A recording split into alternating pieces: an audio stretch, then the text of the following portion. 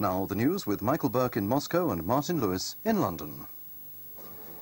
In Moscow, President Gorbachev gives himself a deadline to rescue the Soviet economy. If the changes don't work within 2 years, he says, the leadership should go. In London, Nelson Mandela meets Mrs. Thatcher for the first time and says he does not doubt she is an enemy of apartheid. He called her warm and gentle, a woman he could do business with, but they still disagree about sanctions. And a penalty shootout puts a fighting England side out of the World Cup.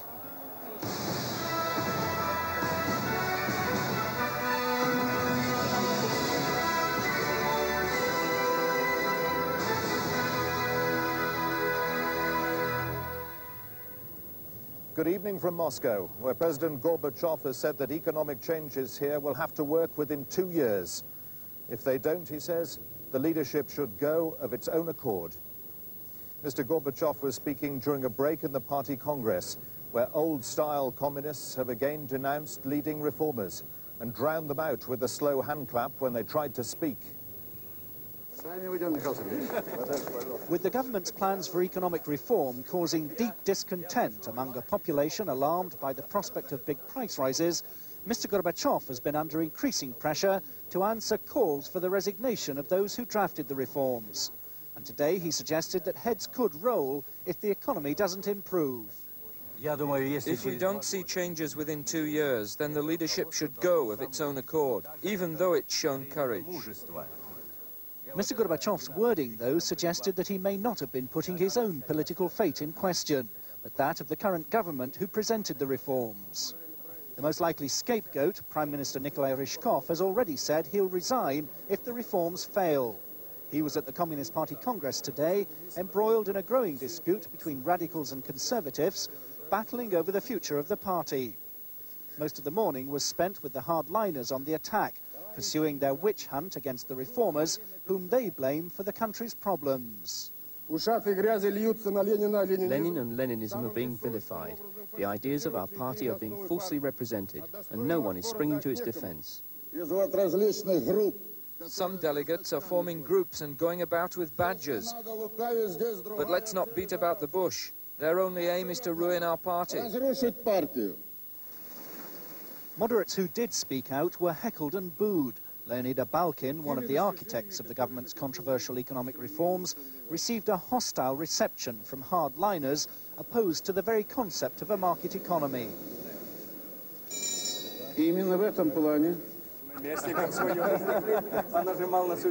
Mr. Gorbachev spent part of the day in debate with the leaders of the radical faction in the Congress. They want even bolder economic changes than those currently on offer. But with others calling for the reforms to be abandoned, Mr. Gorbachev's suggestion of possible resignations after a limited trial period seems to be an attempt to offer something to both sides. Martyn Sixsmith, BBC News, Moscow. Mr. Gorbachev's deadline for economic success puts even more pressure on his Prime Minister, Nikolai Ryzhkov. Last month, the Soviet Parliament told him to think again about his government's plans for economic reform. In an exclusive interview, he admits frankly the mistakes they've made. But we kept going, he says. I hope the next team will be as brave. Our Foreign Affairs editor, John Simpson, reports. The Congress itself has so far been pretty kind to Nikolai Ryzhkov, but the economic situation hasn't. And if he goes, it'll be that pulls him down. Nowadays, he seems tired and dispirited, and his famous good looks are fading.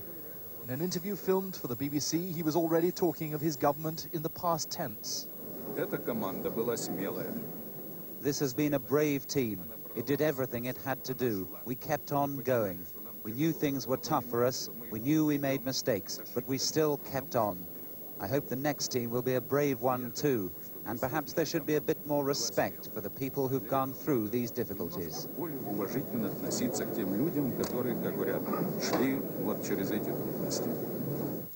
Mr. Ryzhkov put in 25 years as a factory manager, and at first, when Mr. Gorbachev made him Prime Minister, he seemed a grey, uninspired sort of figure.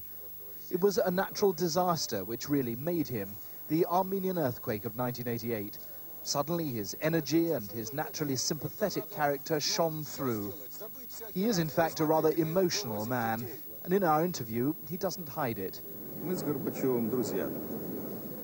Gorbachev and I are friends, but quite frankly, on big questions, we often say unpleasant things to each other, because we're honest. Sometimes we have some pretty tough conversations, but I'm convinced this is the best way to do it. But Nikolai Ryzhkov never quite managed to be sufficiently tough in his handling of the process of economic change. As a result, things have become really difficult here. Reasonably enough, he complains in the interview that everyone wanted greater economic freedom, to be able to trade with each other like civilized people, as he puts it, but that they've become frightened by the price rises which all these changes have inevitably brought. Может быть, когда-то это правительство будет популярное. We have to go through with this. Maybe the government will eventually be popular because it went down this unpopular road. If we don't do these things now, the next generation will have to do them, and then the price will be very different. When and how Mr. Ryzhkov will pay the price for his failed efforts still isn't clear. But like his president, he's brought a new kind of attitude to the Kremlin. Once it was a forbidding place where the topmost figures did their best to be colorless and impersonal. Nowadays, Soviet politicians don't have to hide their feelings or their failures. John Simpson, BBC News, Moscow. What's going on here is a fight for the legacy of one man who was responsible for what many see as the most important political event of the 20th century. He's been dead for more than 60 years, but the view of him as the faultless idol of the Russian Revolution is changing here, as so much else.